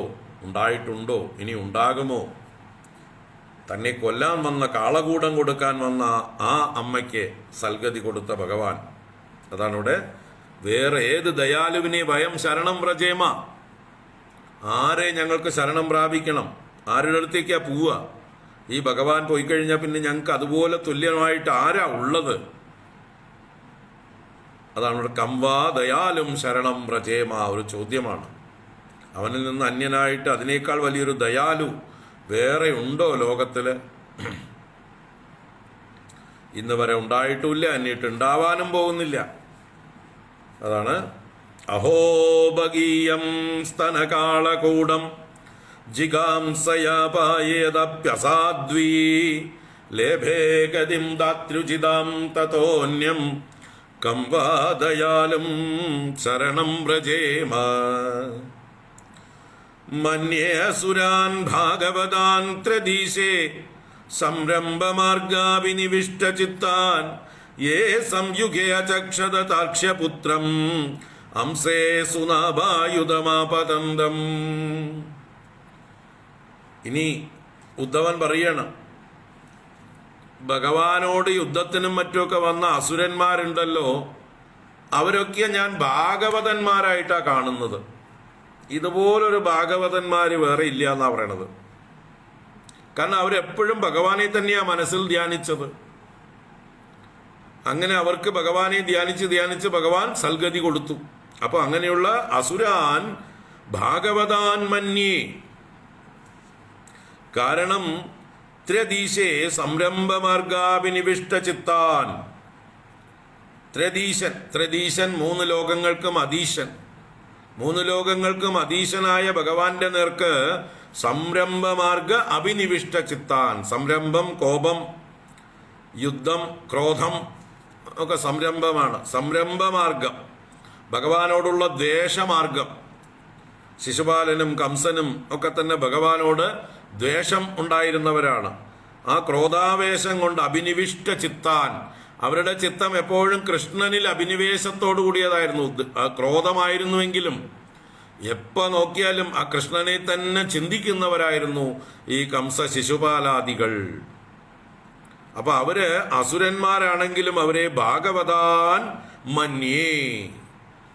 ആ താൻ അസുരാൻ അഹം ഭാഗവതാൻ മന്യേ, ഞാൻ ഭാഗവതോത്തമന്മാരായിട്ടാ കരുതുന്നത്. എന്തെന്നാൽ ഏതാളുകളാണോ സംയുഗേ യുദ്ധത്തിൽ ഭഗവാനുമായിട്ടുള്ള യുദ്ധത്തില് താർക്ഷ്യപുത്രം അംസം ആപതന്തം സുനാഭായുധം അചക്ഷത. താർക്ഷ്യപുത്രൻ എന്ന് പറഞ്ഞാൽ ഗരുഡൻ. ആ ഗരുഡനെയും അംസേ ആപതന്തം, ആ ഗരുഡന്റെ തോളിലിരുന്ന് വരുന്ന തന്റെ നേരെ പതിക്കുന്ന ചാടി വീഴുന്നവനായിട്ടുള്ള ആ സുനാഭായുധം. സുനാഭം എന്ന് പറഞ്ഞാൽ സുദർശനം, നല്ല ആക്സിൽ ഹബ്ബുള്ളത്. ഹബ്ബ് ആണ് നാഭം, നാഭി.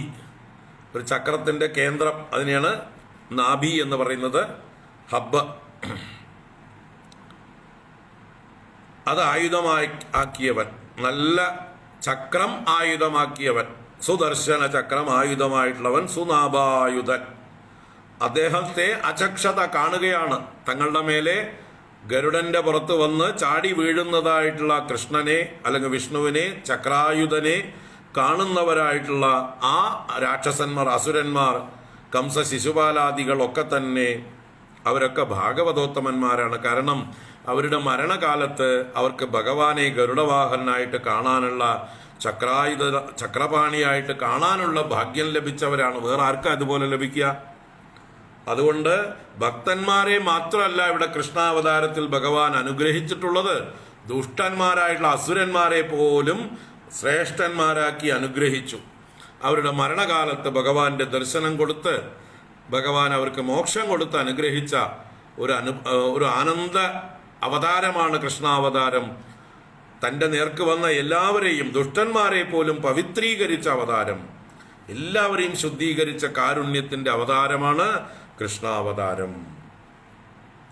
മന്യസുരാൻ ഭാഗവതാൻ ത്രദീശേ സംരംഭമാർഗാഭിനിവിഷ്ട ചിത്താൻ യേ സംയുഗേ ചക്ഷത താക്ഷ്യപുത്രം അംസേ സുനാഭായുധമാപതന്തം. അപ്പോ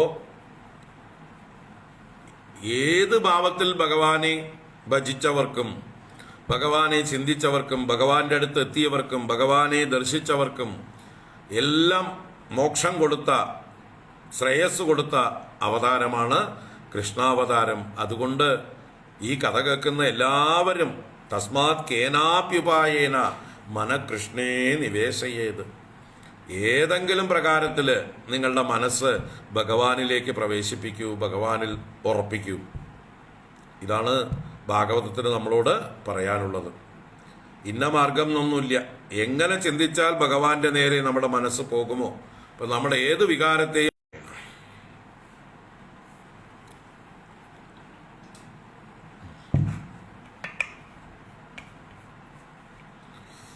നാരായണ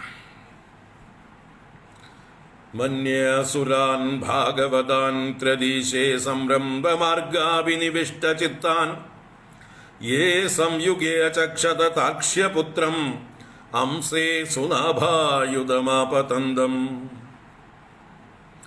വസുദേവസ്യ ദേവക്യാം ജാതോ ഭോജേന്ദ്രബന്ധനെ ചികീർഷുർഭഗവാൻ അസ്യാഹ ശം അജേന അഭിയാചിതഃ. വസുദേവസ്യ ദേവക്യാം ജാതോ ഭോജേന്ദ്രബന്ധനെ ചികീർഷുർഭഗവാൻ അസ്യാഹ ശം അജേന അഭിയാചിതഃ. അപ്പൊ ഭഗവാൻ ചികീർഷുഹു ഭഗവാൻ അസ്യാഹ ശം. അസ്യാഹ എന്ന് പറഞ്ഞാൽ ഇവളുടെ എന്നാണ്. ഇവളാരാ? ഭൂമിയുടെ എന്നർത്ഥം. ഈ ഭൂമിക്ക് ശം ചികീർഷുഹു, ശം മംഗളം, ഭൂമിക്ക് മംഗളത്തെ ചെയ്യുവാൻ ഇച്ഛിച്ചുകൊണ്ട്, ചികീർഷു കർത്തുമിച്ചു, അത് ചെയ്യുവാൻ ഇച്ഛിച്ചുകൊണ്ട് ഭഗവാൻ അജേന അഭിയാചിത, അജനാൽ, അജൻ ബ്രഹ്മദേവൻ, അഭിയാചിത നന്നായി പ്രാർത്ഥിക്കപ്പെട്ടിട്ട്. അപ്പൊ അജനായ ബ്രഹ്മദേവനാൽ പ്രാർത്ഥിക്കപ്പെട്ട് ഭൂമിക്ക് മംഗളം ചെയ്യുവാനായിക്കൊണ്ട് ഭഗവാൻ ഇവിടെ വന്ന് അവതരിച്ചു. ജാതഃ ജനിച്ചു. എവിടെ ജനിച്ചു? ദേവക്യാം ജാതഃ. ആരിൽ? വസുദേവസ്യ, വസുദേവന്, വസുദേവ പത്നിയായ ദേവകീദേവിയിൽ ജാതനായി. എവിടെ വെച്ചിട്ട്? ഭോജേന്ദ്രബന്ധനേ, ഭോജേന്ദ്രബന്ധനത്തിൽ. ഭോജേന്ദ്രൻ ഭോജരാജനായിട്ടുള്ള കംസന്റെ ബന്ധനത്തിൽ, കംസന്റെ കാരാഗൃഹത്തിൽ വെച്ച് ഭഗവാൻ ജനിച്ചു. അപ്പൊ ഇനി ഈ 24 ശ്ലോകം വരെ ഭഗവാന്റെ മാഹാത്മ്യത്തെ സാമാന്യേന പറഞ്ഞിട്ട് ഈ 25 ശ്ലോകം മുതൽക്ക് ഇനി ഉദ്ധവൻ പറയാൻ പോകുന്നത് നമ്മുടെ ഭഗവാന്റെ അവതാര ലീലകളെ തന്നെയാണ്. ഇനി ക്രമത്തിൽ എണ്ണി എണ്ണി എണ്ണി പറയാൻ പോവുകയാണ്. ഇനി വരാനിരിക്കുന്ന അധ്യായങ്ങളിലും ഇതിന്റെ തുടർച്ചയായിട്ട് ഭഗവാന്റെ അവതാരത്തെയും അവതാരത്തിൽ ചെയ്തതായിട്ടുള്ള ഓരോ ലീലകളെയും ഉദ്ധവൻ എണ്ണി എണ്ണി വിതുരന് പറഞ്ഞു കൊടുക്കണം. എന്നിട്ടാണ് അങ്ങനെയുള്ള ഭഗവാൻ, ഇത്രയൊക്കെ അത്ഭുത ലീലകൾ ചെയ്ത ഭഗവാൻ ഇന്ന് ഭൂമിയിലില്ല, നമ്മളെയൊക്കെ ഉപേക്ഷിച്ച് അദ്ദേഹം ദേഹം വെടിഞ്ഞു പോയി, അദ്ദേഹത്തിന്റെ അവതാര ദൗത്യം പൂർത്തിയാക്കി കഴിഞ്ഞ് അദ്ദേഹം അന്തർധാനം ചെയ്തു എന്നുള്ള വിഷയം പറയാൻ വേണ്ടി ബാക്കി യാദവന്മാരുടെ കുശലത്തെക്കുറിച്ച് ചോദിച്ചതിന്റെ കാര്യവും അവരുടെ കാര്യമൊന്നും പറയാനില്ല എന്നല്ലേ ഉള്ളൂ. അപ്പൊ അതൊക്കെ പറയാൻ വേണ്ടിയിട്ട് ഭഗവാന്റെ ആ ജനനം മുതൽക്ക് ഭഗവാന്റെ ബാലലീലകളും തുടർന്ന് ഭഗവാന്റെ ഓരോ ലീലകളും എണ്ണി എണ്ണി പറയാനാണ് തുടങ്ങുന്നത്. നോക്കൂ, അപ്പോ ഈ ഭൂമിക്ക് മംഗളം ചെയ്യാൻ ബ്രഹ്മദേവനാൽ പ്രാർത്ഥിതനായി കംസന്റെ കാരാഗൃഹത്തിൽ വെച്ച് വസുദേവർക്കും ദേവകിക്കും പുത്രനായിട്ട് ഭഗവാൻ ജാതനായി അവതരിച്ചു. എന്നിട്ടോ തുടർന്ന് പരീതോ വത്സപൈർവത്സാൻ ചാരയൻ വ്യഹരദ്വിഭുഃ യമുനോ ഭവനേ കൂജദ്വിജ സങ്കുലിതാംഗ്രിഭേ. ഭഗവാൻ അപ്പോഴേക്കും ഗോകുലത്തിലേക്ക് എത്തിക്കഴിഞ്ഞു. അവിടുത്തെ ലീലകളെ ചുരുക്കി പറയുകയാണ്. പരീതോ വത്സപൈർവത്സാൻ ചാരയൻ വ്യഹരദ്വിഭുഃ യമുനോ ഭവനേ കൂജദ്വിജ സങ്കുലിതാംഗ്രിഭേ. വത്സപൈഹി പരീതഃ, വത്സപന്മാര് എന്ന് പറഞ്ഞാൽ വത്സന്മാരെ പാലിക്കുന്നവർ. വത്സന്മാര് പശുക്കുട്ടികളാണ്, പശുക്കുട്ടികളെ പാലിക്കുന്നവർ ഗോപന്മാര്.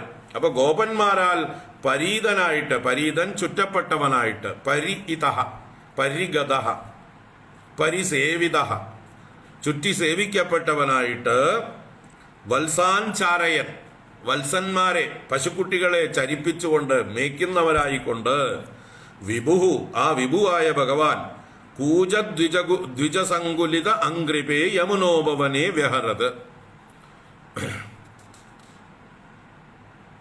സോറി, ഒരു ശ്ലോകം വിട്ടു.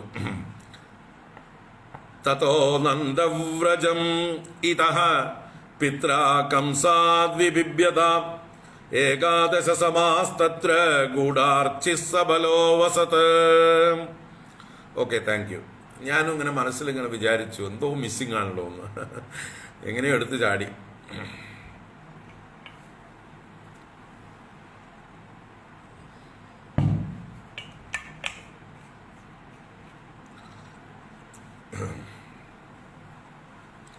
അപ്പോ തതോ നന്ദവ്രജം ഇതഃ പിത്രാ കംസാദ്വിബിഭ്യത ഏകാദശ സമാസ്തത്ര ഗൂഢാർച്ചിഃ സബലോ വസത്. തതഃ കാരാഗ്രഹത്തിൽ ജനിച്ചു എന്ന് പറഞ്ഞല്ലോ. ദേവകി വസുദേവന്മാർക്ക് പുത്രനായി ജനിച്ചു എന്ന് പറഞ്ഞിട്ട് തതഃ അവിടെ നിന്ന് നന്ദവ്രജം ഇതഃ നന്ദവ്രജത്തിലേക്ക് ഗമിച്ചു. ഇതഃ എന്ന് പറഞ്ഞാൽ ഗതഃ തന്നെയാണ്. നന്ദഗോകുലത്തിലേക്ക് പോയി. ആരാൽ? പിത്രാ പിതാവിനാൽ കൊണ്ടുപോകപ്പെട്ടു. എന്തുകൊണ്ട്? കംസാദ് വിബിഭ്യത കംസനിൽ നിന്ന് ഭയപ്പെടുന്നതായ പിതാവിനാൽ, വസുദേവനാൽ ഭഗവാൻ ആ നന്ദവ്രജത്തിലേക്ക് കൊണ്ടുപോകപ്പെട്ടു. ഏകാദശ സമാസ്തത്ര ഗൂഢാർച്ചിഃ സബലോ അവസത്.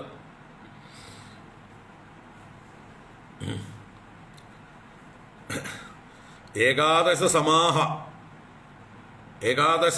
എന്ന് പറഞ്ഞാൽ ഏകാദശ സംവത്സരങ്ങൾ, 11 സംവത്സരങ്ങൾ തത്ര അവിടെ ആ ഗോകുലത്തിൽ, നന്ദഗോകുലത്തിൽ സബലഹ ബലരാമനോട് കൂടിയിട്ട് ഗൂഢാർച്ചിഃ അവസത് മറയ്ക്കപ്പെട്ട അർച്ചിസ്സായിട്ട്, തേജസ്സായിട്ട്, തേജസ്സിനെ മറച്ചു പിടിച്ചുകൊണ്ട് മൂടിവെച്ച അഗ്നിയെപ്പോലെ, ചാരത്താൽ മൂടിക്കിടക്കുന്ന അഗ്നിയെപ്പോലെ ഭഗവാൻ ഗോകുലത്തിൽ വെറുമൊരു ഗോപാലനായിട്ട് കഴിഞ്ഞു.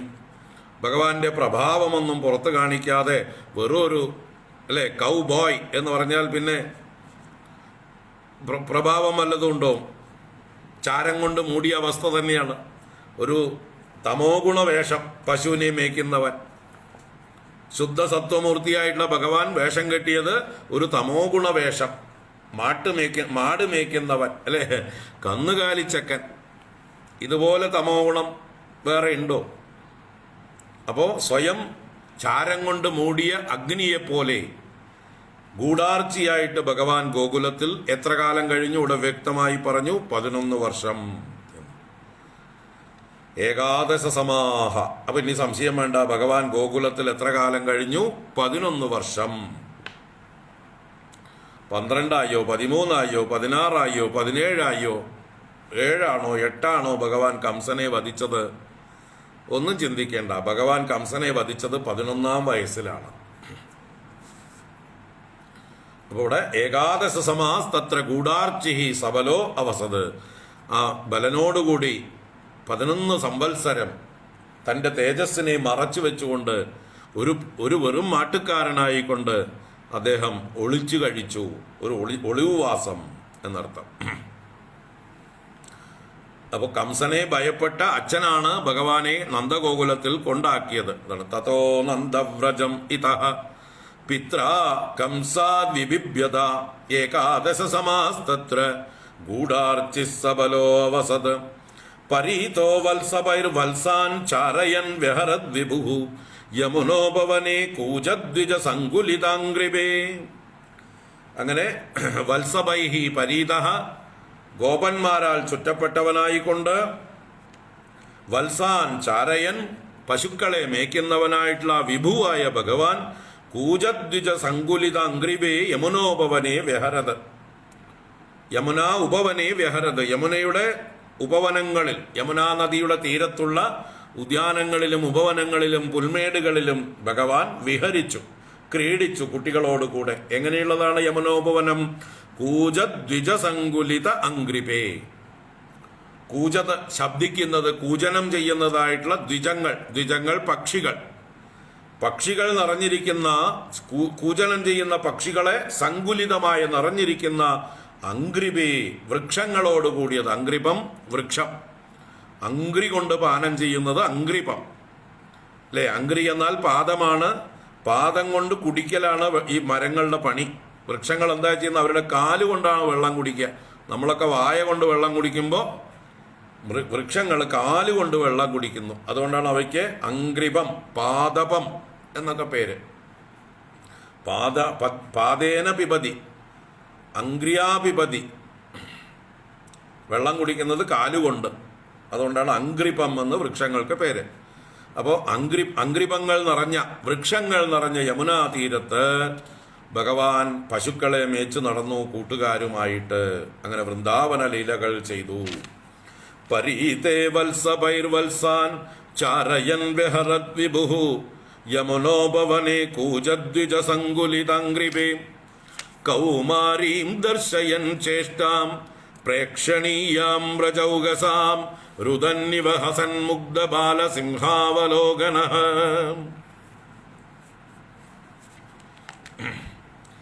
കൗമാരീം ദർശയൻ ചേഷ്ടാം പ്രേക്ഷണീയാം വ്രജൗകസാം രുദന്നിവ ഹസൻ മുഗ്ധ ബാലസിംഹാവലോകനഃ. ഭഗവാൻ കൗമാരീം ദർശയൻ ചേഷ്ട, ആ കൗമാര ചേഷ്ടകളെ എല്ലാവർക്കും കാണിച്ചു കൊടുത്തുകൊണ്ട്, ദർശിപ്പിച്ചുകൊണ്ട് നൃത്തം. ഇവിടെ കൗമാരം എന്ന് പറഞ്ഞാൽ ആ ബാലലീലകൾ തന്നെയാണ്. മാരൻ ബാധിക്കാത്ത പ്രായത്തിലെ ബാലഭാവത്തിലെ ലീലകൾ. അപ്പൊ എങ്ങനെയൊക്കെ ആയിട്ട്? വ്രജൗകസാം പ്രേക്ഷണീയം, വ്രജൗകസുകൾ, വ്രജവാസികൾ, ആ ഗോകുലവാസികളായിട്ടുള്ള ഗോപന്മാർക്കും ഗോപികമാർക്കും പ്രേക്ഷണീയം, പ്രേക്ഷണീയം പ്രകർഷേണ ഈക്ഷണീയങ്ങൾ, കാണേണ്ടത് തന്നെ എന്ന ഭാവത്തിൽ ഏറ്റവും യോഗ്യമായിരിക്കേണ്ടത്, കാണേണ്ടതായിട്ടുള്ള ലീലകളെ കാണിച്ചുകൊണ്ട് കൗമാരിയും ചേഷ്ടാം ദർശയൻ, ആ കൗമാരഭാവത്തിലെ വ്യാപാരത്തെ, ചേഷ്ടകളെ ചെയ്തുകൊണ്ട്. അപ്പൊ എന്തൊക്കെയാ ചെയ്തത്? രുദന്നിവ ഹസൻ മുഗ്ധ ബാലസിംഹാവലോകനഃ.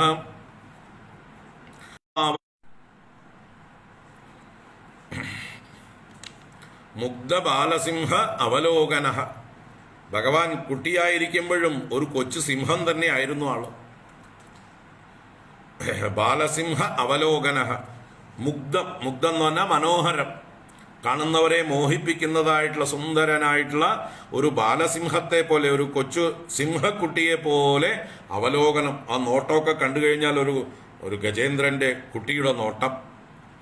അതുപോലെ ചിലപ്പോൾ രുദന്നിവ കരയുന്നവനെ പോലെയും, ചിലപ്പോൾ ഹസന്നിവ ചിരിക്കുന്നവനെ പോലെയും. അപ്പോൾ എല്ലാ നാട്യങ്ങളും ചെയ്തു ഭഗവാൻ. കരയുന്നവനായും ചിരിക്കുന്നവനായും സിംഹത്തെ പോലെ നടക്കുന്നവനായും നോക്കുന്നവനായും കാണേണ്ടതായിരുന്നു ഭഗവാന്റെ കൗമാര ലീലകളൊക്കെ തന്നെ. അങ്ങനെ വ്രജവാസികളെയെല്ലാം മോഹിപ്പിച്ചുകൊണ്ട് കൗമാര ചേഷ്ടകളെ കാണിച്ചു കൊടുത്തു. കൗമാരീം ദർശയൻ ചേഷ്ടാം പ്രേക്ഷണീയാം വ്രജൗകസാം രുദന്നിവ ഹസൻ മുഗ്ധ ബാലസിംഹാവലോകനഃ. സയേവ ഗോധനം ലക്ഷ്മ്യാ നികേതം സിതഗോവൃഷം ചാരയൻ അനുഗാൻ ഗോപാൻ രണദ്വേണുർ അരീരമത്. സയേവ ഗോധനം ലക്ഷ്മ്യാ നികേതം സിതഗോവൃഷം ചാരയൻ അനുഗാൻ ഗോപാൻ രണദ്വേണുർ അരീരമത്. പിന്നെയും ഭഗവാൻ സയേവ, അതേ ഭഗവാൻ തന്നെ ലക്ഷ്മ്യാഹാ നികേതം, ലക്ഷ്മി നിവാസസ്ഥാനമായ, ശ്രീദേവിയുടെ വാസസ്ഥാനമായ സിതഗോവൃഷം, ഗോധനം ചാരയൻ, സിതഗോവൃഷം, സിതം എന്ന് പറഞ്ഞാൽ വെളുത്തത്, വെളുത്തതായിട്ടുള്ള ഗോക്കളും വൃഷങ്ങളും പശുക്കളും കാളകളും നിറഞ്ഞിരിക്കുന്നതായിട്ടുള്ള ഗോധനം, ഗോധനം പശുക്കളുടെ കൂട്ടത്തെ, ലക്ഷക്കണക്കിനുള്ള പശുക്കളെ രണദ്വേണുഹു അനുഗാൻ ഗോപാൻ അരീരമത്, തന്നെ അനുഗമിക്കുന്ന കൂടെ സഞ്ചരിക്കുന്നവരായ ഗോപന്മാരെയെല്ലാം അരീരമത്, അരീരമത് നന്നായിട്ട് രമിപ്പിച്ചു എന്നർത്ഥം, സന്തോഷിപ്പിച്ചു, വേണുഗാനത്തിൽ രമിപ്പിച്ചു. തൻ്റെ ഓടക്കുഴൽ ഊതിക്കൊണ്ട് കൂട്ടുകാരെയെല്ലാം സന്തോഷിപ്പിച്ചു. അപ്പോൾ വലിയ പശുക്കൂട്ടങ്ങൾ, വെളുത്തതായിട്ടുള്ള പശുക്കളും കാളകളും ഉള്ളതായിട്ടുള്ള ഗോധനത്തെ മേച്ചുകൊണ്ട്. അപ്പോൾ ഭഗവാൻ വസിക്കുന്നത് കൊണ്ട് അവിടെ ലക്ഷ്മിയും വസിച്ചിരുന്നു. ലക്ഷ്മി വസിച്ചിരുന്നതുകൊണ്ട് പശുക്കളുടെ എണ്ണമൊക്കെ അങ്ങനെ ഇഷ്ടംപോലെ വർദ്ധിച്ചും കൊണ്ടിരുന്നു. അങ്ങനെയുള്ള സയേവ ഗോധനം ലക്ഷ്മ്യാഹ നികേതം സിതഗോവൃഷം ചാരയൻ അനുഗാൻ ഗോപാൻ രണദ്വേണു അരീരമത് പ്രയുക്താൻ ഭോജരാജേന മായിനഃ കാമരൂപിണഃ ലീലയാ വ്യനുദൽ താംസ്താൻ ബാലഃ ക്രീഡനഗാനിവ ഭോജരാജേന പ്രയുക്താൻ കാമരൂപിണഃ മായിനഃ താൻ താൻ ബാലഃ ക്രീഡനഗാനിവ ലീലയാ വ്യനുദത് ഭോജരാജാവായ കംസനാൽ അയക്കപ്പെട്ട മായാവികളായിട്ടുള്ള അനേകം അസുരന്മാരെ ആരാരെ അയച്ചുവോ അവരവരെ ഒരു ബാലൻ കളിക്കോപ്പുകളെ നശിപ്പിക്കുന്ന ലാഘവത്തോടെ എല്ലാരെയും നശിപ്പിച്ചു എന്നാണ്. അപ്പോ ഭോജരാജേന പ്രയുക്താൻ, ഭോജരാജാവായ കംസനാൽ പ്രയോഗിക്കപ്പെട്ട പറഞ്ഞയക്കപ്പെട്ട കാമരൂപിണഃ മായിനഃ, ഇഷ്ടം പോലെ രൂപം മാറാൻ കഴിവുള്ളവരും അല്ലേ. പൂതന സുന്ദരിയായി വന്നു, ശകടാസുരൻ വണ്ടിയുടെ രൂപത്തിൽ കടന്നു, തൃണാവർത്തൻ കാറ്റിന്റെ രൂപത്തിൽ വന്നു, അകനും ഭഗനുമായി വന്നു, ഇങ്ങനെ ഓരോരോ രൂപത്തിൽ വേഷം മാറി മാറി വന്നു. കാമരൂപികളാണ്, ഇഷ്ടം പോലെ രൂപം മാറാൻ കഴിയുന്നവരും മായാവികളും. മായിനഃ, അങ്ങനെയുള്ളവരെ താൻ താൻ അവരവരെ വന്നവരെ ബാലഹ, ബാലനായിട്ടുള്ള ഭഗവാൻ ക്രീഡനകാനിവ, ക്രീഡനകം കളിക്കോപ്പ്, അപ്പൊ കളിക്കോപ്പുകളെ പൊട്ടിച്ച് നശിപ്പിക്കുന്ന ലാഘവത്തോടെ ലീലയ വിനോദമായിട്ട് വ്യനുദത് അവരെല്ലാം നശിപ്പിച്ചു കളഞ്ഞു ഭഗവാൻ. അപ്പൊ കംസനാൽ പ്രേക്ഷിതരായ ഓരോ രാക്ഷസന്മാരും ഭഗവാന്റെ അടുത്തേക്ക് വരുമ്പോൾ ഭഗവാൻ അതൊരു കളിക്കോപ്പ് പോലെ നിസാരമായിട്ട് ആ ദുഷ്ടന്മാരെയൊക്കെ ഭഗവാൻ നശിപ്പിച്ചു കളഞ്ഞു എന്ന് പറയണം. പ്രയുക്താൻ ഭോജരാജേന മായിനഃ കാമരൂപിണഃ ലീലയാ വ്യനുദൽ താൻ താൻ ബാലഃ ക്രീഡനഗാനിവ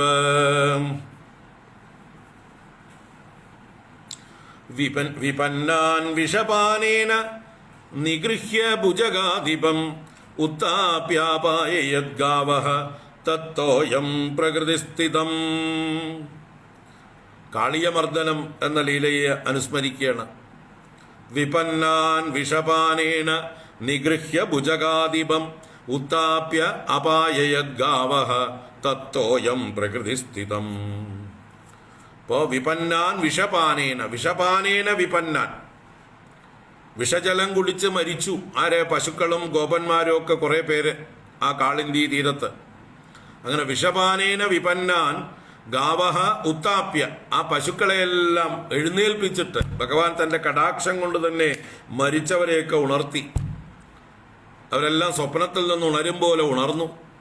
അങ്ങനെ എല്ലാവരെയും ഗാവഹ ഉത്താപ്യ ഭുജഗാധിപം നിഗൃഹ്യ, ആ സർപ്പാധിപനായ ഭുജഗാധിപനായ കാളിയനെ നിഗ്രഹിച്ച് അവിടുന്ന് പറഞ്ഞയച്ചു രമണകത്തിലേക്ക്. എന്നിട്ടോ കാളിന്തിയെ പൂർവ്വ വിഷമില്ലാത്തതാക്കി പ്രകൃതിസ്ഥിതം, അതിൻ്റെ പ്രകൃതിയിലേക്ക്, അതിൻ്റെ നേച്ചറിലേക്ക്, വെള്ളത്തിൻ്റെ ആ മാധുര്യത്തിലേക്ക് തിരിച്ചു കൊണ്ടുവന്നു. അതിലെ വിഷമെല്ലാം ഒഴിവാക്കിക്കൊണ്ട് അങ്ങനെ പ്രകൃതിസ്ഥിതം തത്തോയം അപായയത്, പൂർവസ്ഥിതിയിലായ ജലത്തെ, ആ കാളിന്തി ജലത്തെ ഈ പശുക്കളെ കൊണ്ട് തന്നെ അപായയത്, കുടിച്ചോളൂ ഇനി കുടിച്ചോളൂ.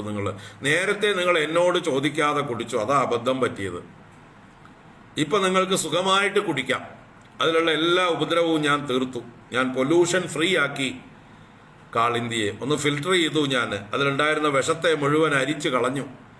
വിഷകാരണമായ കാളിയനെ തന്നെ അവിടുന്ന് ഉന്മൂലനം ചെയ്തു. അതുകൊണ്ട് ഇനി നിങ്ങൾ വെള്ളം കുടിച്ചോളൂ എന്ന് പറഞ്ഞ് ആ കാളിന്തിയെ ശുദ്ധീകരിച്ച് നദീജലം എല്ലാവർക്കും പാനയോഗ്യമാക്കി ചെയ്തു. കാളിയമർദ്ദനം എന്നുള്ളതായിട്ടുള്ള ആ ഭഗവാന്റെ ലീല. വിപന്നാൻ വിഷപാനേന നിഗൃഹ്യ ഭുജഗാധിപം ഉത്താപ്യാപായയദ്ഗാവഃ തത്തോയം പ്രകൃതിസ്ഥിതം. അയാചയദ്ഗോസവേന ഗോപരാജം ദ്വിജോത്തമൈഃ വിത്തസ്യ ചോരുഭാരസ്യ ചികീർഷൻ സദ്വയം വിഭുഃ. ഇന്ദ്രയാഗം മുടക്കി ഗോവർദ്ധനയാഗമാക്കി മാറ്റിയതിനെ പറയുകയാണ്. അയാചയത് ഗോസവേന ഗോപരാജം ദ്വിജോത്തമൈഃ വിത്തസ്യ ചോരുഭാരസ്യ ചികീർഷൻ സദ്വ്യയം വിഭുഃ. ആ ഭഗവാൻ ഉരുഭാരസ്യ വിത്തസ്യ സദ്വ്യയം ചികീർഷൻ, തൻ്റെ അച്ഛനും ഗോപന്മാരുമൊക്കെ ധാരാളം ധനം ചെലവഴിച്ച് ഇന്ദ്രയാഗം നടത്തുകയാണ്. അപ്പൊ ആ ധനം വ്യയം ചെയ്യുന്നതിനെ, അതാണ് ഉരുഭാരസ്യ, വർദ്ധിച്ച ഭാരത്തോടുകൂടിയ വിത്തസ്യ, ധനത്തിനെ, കെട്ടിക്കിടക്കുന്ന ധനത്തിനെ സദ്വ്യയം ചികീർഷൻ, സദ്വ്യയം, ശരിയായ മാർഗത്തിൽ വ്യയം ചെയ്യുവാൻ ഇച്ഛിച്ചുകൊണ്ട്, എന്നുവെച്ചാൽ നല്ല രീതിയിൽ അതിനെ ഉപയോഗിക്കാൻ, ബ്രാഹ്മണർക്ക് ധാരാളം ദാനം ചെയ്യാൻ, പശുക്കളെ നല്ലോണം തീറ്റിപ്പോറ്റാൻ, ഗോവർദ്ധന പർവ്വതത്തെ പൂജിക്കാൻ, അങ്ങനെ നല്ല രീതിയിൽ ചെലവാക്കാനായിക്കൊണ്ട്, അതാണ് സദ്വ്യയം ചികീർഷൻ, നല്ല രീതിയിൽ ചെലവാക്കാനായിക്കൊണ്ട് വിഭുഹു, വിഭുവായ ഭഗവാൻ ദ്വിജോത്തമൈഹി, ബ്രാഹ്മണോത്തമന്മാരെ കൊണ്ട് ഗോസവേന ഗോപരാജം അയാചയത്. ഗോസവം എന്നുള്ളതായിട്ടുള്ള ആ ഗോവർദ്ധന പൂജ, പശുക്കളെ തൃപ്തിപ്പെടുത്തുന്നതായിട്ടുള്ള പൂജയോടുകൂടെ, പശുക്കൾക്കൊക്കെ ധാരാളം പൂജ ചെയ്ത് അവർക്ക് വേണ്ടതെല്ലാം കൊടുത്ത് അവരെ സന്തോഷിപ്പിക്കുന്ന കൂട്ടത്തില് ഗോവർദ്ധനത്തെയും പൂജിക്കുന്ന ഗോസവം എന്നുള്ള പൂജ കൊണ്ട് ഗോപരാജം, ഗോപരാജാവായ നന്ദനെ കൊണ്ട് അയാചയത്, അയാചയത് യാഗം ചെയ്യിപ്പിച്ചു, യജിപ്പിച്ചു, അച്ഛനെ നല്ല പൂജ ചെയ്യിപ്പിച്ചു. ഇന്ദ്രന് പകരം ഗോവർദ്ധന പൂജയും പശുക്കളെ പൂജിക്കുകയും ബ്രാഹ്മണരെ പൂജിക്കുകയും ചെയ്യാനായിക്കൊണ്ട്, അതിനായിക്കൊണ്ട്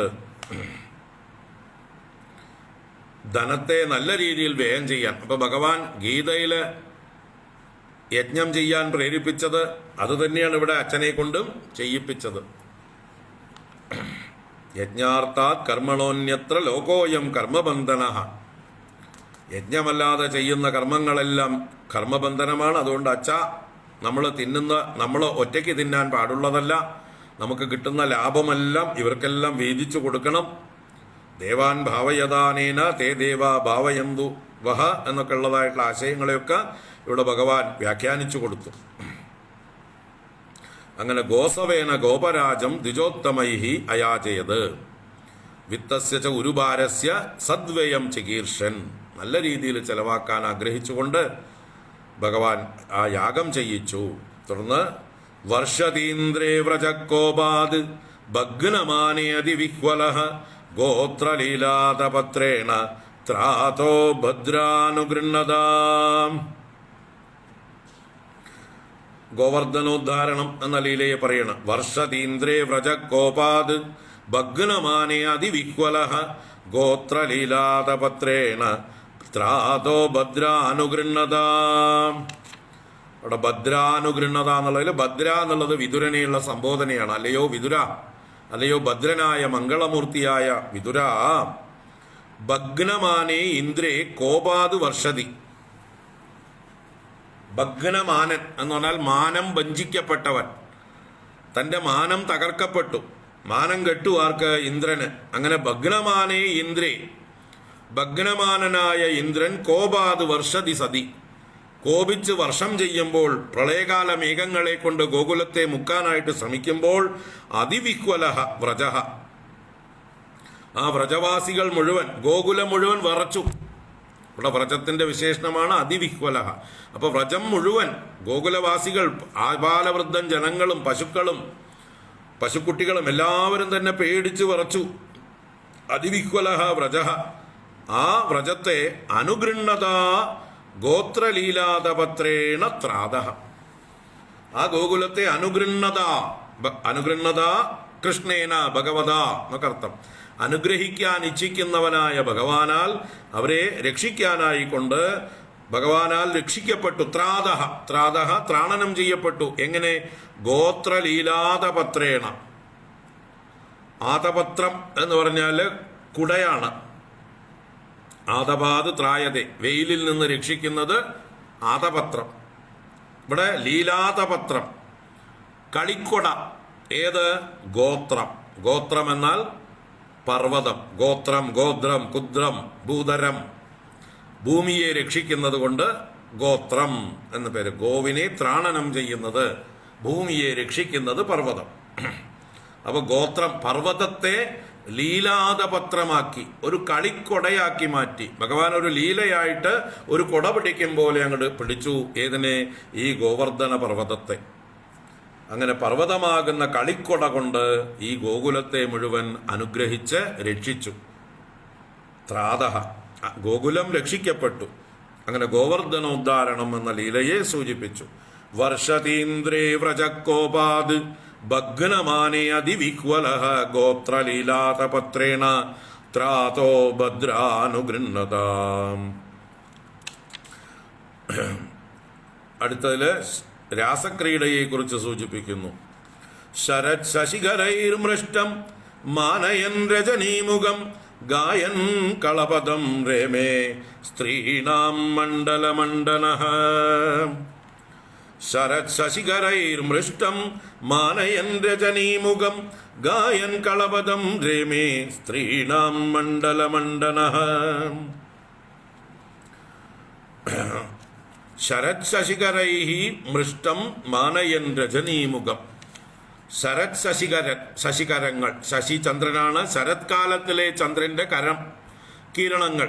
അപ്പൊ ശരത്ചന്ദ്ര കിരണങ്ങളാൽ മൃഷ്ടം രജനീമുഖം, വളരെ എന്താ പറയുക, പ്രകാശിച്ചിരിക്കുന്ന ശുദ്ധമായ രാത്രികളിൽ, രജനീമുഖം സന്ധ്യാവേളകളിൽ മാനയൻ തൻ്റെ കൂട്ടുകാരികളായ ഗോപികമാരെ മാനിക്കുന്നവനായിട്ട് കളപദം ഗായന് മനോഹരമായി വേണുഗാനം ചെയ്തുകൊണ്ടും പാട്ടുപാടിക്കൊണ്ടും സ്ത്രീണാം മണ്ഡലമണ്ഡനഃ രേമേ, സ്ത്രീകളുടെ മണ്ഡലത്തെ മണ്ഡനം ചെയ്യുന്നവനായി, അലങ്കരിക്കുന്നവനായി, സ്ത്രീകളുടെ സമൂഹത്തെ മുഴുവൻ അലങ്കരിക്കുന്നവനായിട്ട് രേമേ, അവരുമായി രമിച്ചു, ക്രീഡിച്ചു, രാസക്രീഡ കൊണ്ട് കളിച്ച് രസിച്ചു.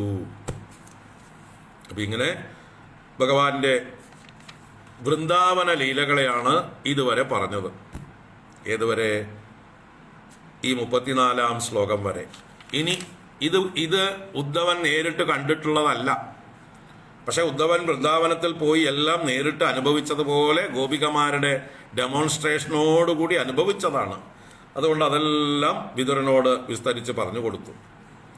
ഇനി ശരിക്കും എന്താണ്, ഉദ്ധവൻ കൂടെ ഉണ്ടായിരുന്ന കാര്യങ്ങളാണ് മധുരാപുരിയിൽ നടക്കുന്ന ലീലകൾ. അതിലേക്ക് പോവുകയാണ് 3-ാമത്തെ അധ്യായത്തിൽ. മധുരാലീലകളാണ് തുടർന്ന് പറയാൻ പോകുന്നത്. അപ്പോൾ ഈ ഓരോ ലീലകൾക്കും അതാതിൻ്റെതായിട്ടുള്ള തത്വസൂചനകളുണ്ട്. ഇപ്പം നമുക്ക് ലീലകൾ മാത്രം കേട്ടുകൊണ്ട് പോവാം. അപ്പോൾ ഇവിടെ ഭഗവാന്റെ വൃന്ദാവന ലീലകളാണ് ഈ നന്ദവ്രജമിത തുടങ്ങിയിട്ടുള്ള 25 മുതൽക്ക് 34 വരെയുള്ളതായിട്ടുള്ള ശ്ലോകങ്ങളെ കൊണ്ട് പറഞ്ഞത്. ഒന്നുകൂടി വായിച്ചിട്ട് നിർത്താം.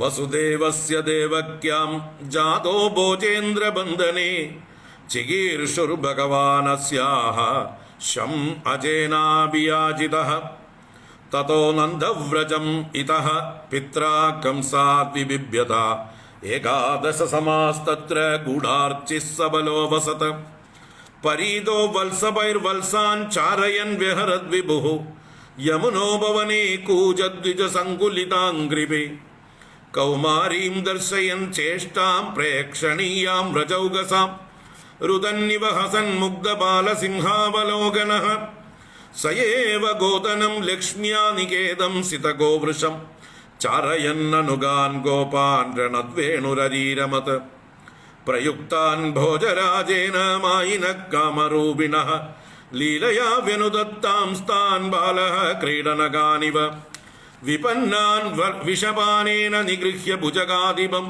ഉത്താപ്യാപായദ്ഗാവഃ തത്തോയം പ്രകൃതിസ്ഥിതം അയാജയദ്ഗോസവേന ഗോപരാജം ദ്വിജോത്തമൈഃ വിത്തസ്യ ചോരുഭാരസ്യ ചികീർഷൻ സദ്വയം വിഭുഃ വർഷതീന്ദ്രേ വ്രജക്കോപാത് ഭഗ്നമാനേ ദിവിഹ്വലഃ ഗോത്രലീലാദപത്രേണ ത്രാതോ ഭദ്രാനുഗൃഹ്ണതാം ശരത് ശശികരൈ മൃഷ്ടം മാനയൻ രജനീമുഖം ഗായൻ കളപദം രേമേ സ്ത്രീണാം മണ്ഡലമണ്ഡനഃ.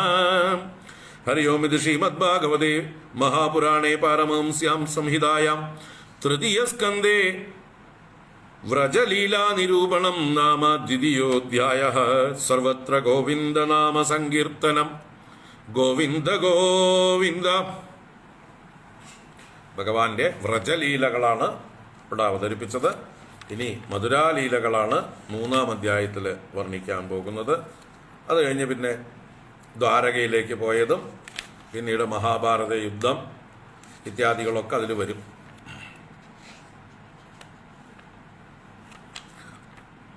ഈ 3-ാം അധ്യായത്തിലാണ് ഭഗവാന്റെ പ്രധാനപ്പെട്ട കഥാഭാഗം വരുന്നത്. പിന്നെ 4-ാം അധ്യായത്തിൽ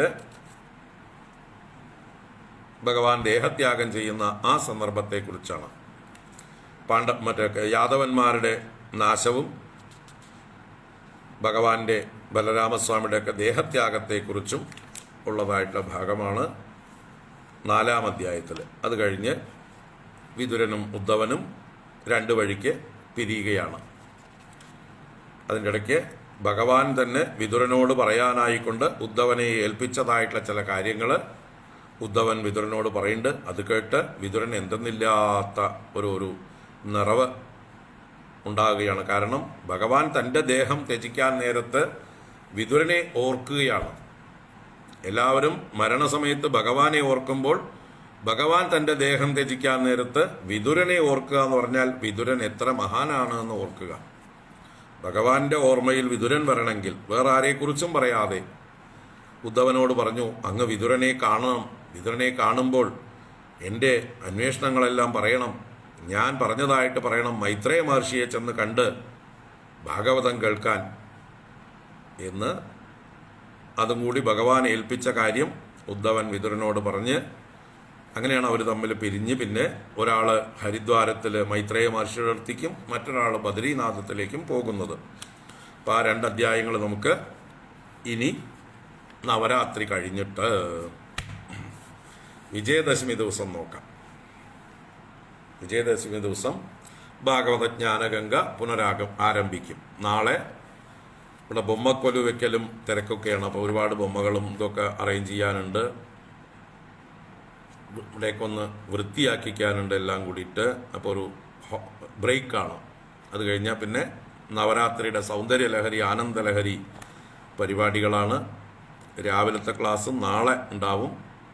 പിന്നീട് വൈകുന്നേരങ്ങളിലെ സൗന്ദര്യലഹരി ഓൺലൈൻ ക്ലാസ്സുകൾ ഉണ്ടാവും 8:30-ക്കുള്ളത് ഒന്നിടവിട്ട ദിവസങ്ങളിൽ. അപ്പോൾ ഒരു നവരാത്രി കാലം ദേവി ഉപാസനയ്ക്ക് വേണ്ടിയിട്ട് എല്ലാവർക്കും പ്രത്യേകമായിട്ട് വിട്ടുതരികയാണ്. ഹോളിഡേ അല്ല, വിശേഷ ദിവസം തന്നെയാണ്, ഒഴിവ് ദിവസമല്ല. നന്നായിട്ട് ദേവി ഉപാസന ചെയ്യാനായിക്കൊണ്ട് സൗന്ദര്യലഹരിയും ദേവീ മാഹാത്മ്യവുമൊക്കെ അതുപോലെ ദേവീ സ്തുതികൾ നമ്മൾ പഠിച്ച ത്രിപുരസുന്ദരി സ്തുതികളൊക്കെ നിത്യവും പാരായണം ചെയ്ത് അവരവരുടെ വീടുകളിലും ദേവീ ഉപാസന നല്ല രീതിയിൽ ചെയ്യുക.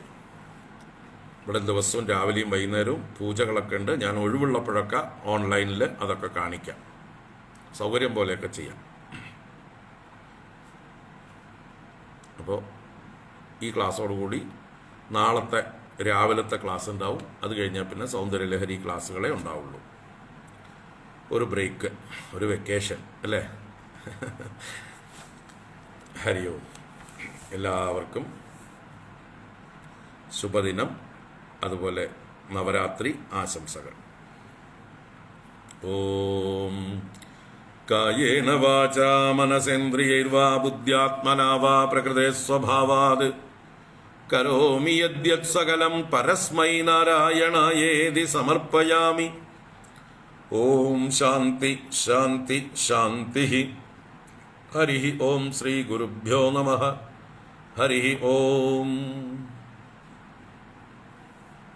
പിന്നെ 15-ാം തീയതി വിജയദശമിക്കാണ് ഭാഗവത ജ്ഞാനഗംഗ. ഹരി ഓം. എല്ലാവർക്കും നമസ്കാരം. ഓം ശാന്തി ശാന്തി ശാന്തി. എല്ലാവരും പരമാവധി ക്ഷേത്രങ്ങളിലൊക്കെ ഇത് ആനന്ദലഹരി പാരായണം ചെയ്യാനൊക്കെ പങ്കെടുക്കുക. ഓം.